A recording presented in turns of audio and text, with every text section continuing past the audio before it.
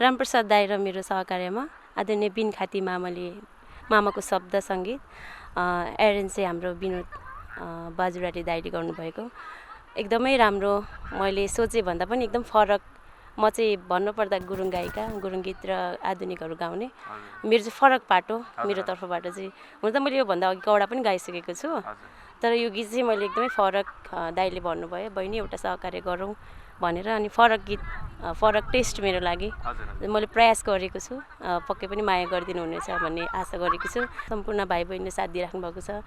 हाम्रो नयाँ बहिनी उहाँले पनि एकदमै राम्रो गर्नुभएको छ। सम्पूर्ण टिमलाई नै थ्याङ्क यू भन्न चाहन्छु। गीत चाहिँ मलाई चाहिँ एकदमै राम्रो लागेको छ। हजुरहरूले पनि मन पराइदिनुहुन्छ भन्ने आशा राखेको छु।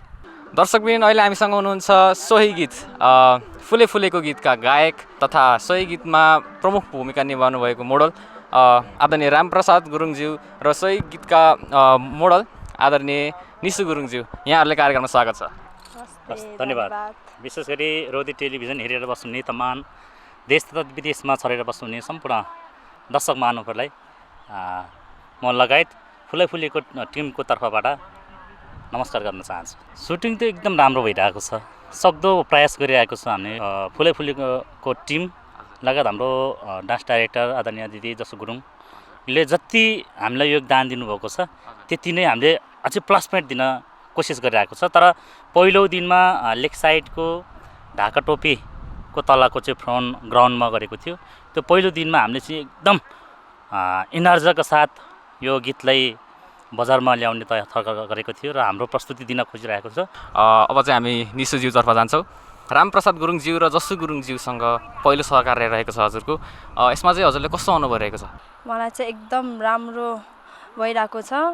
दिदी र दाइसँग काम गर्न पाउँदा एकदम राम्रो भइरहेको छ।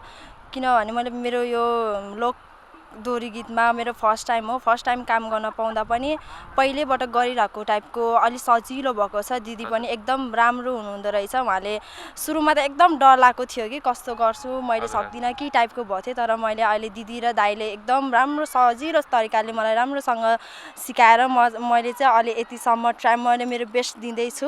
अन्त्यमा जाँदा चाहिँ हाम्रो यस आम दर्शक महानुभावहरूलाई के सन्देश दिन चाहनुहुन्छ? अब हाम्रो यो गीत छिटै नै रिलिज हुँदैछ, युट्युबमा आउँदैछ। सबैले हेरेर माया गरिदिनु होला भन्न चाहन्छु। हस्त नमस्ते, धन्यवाद।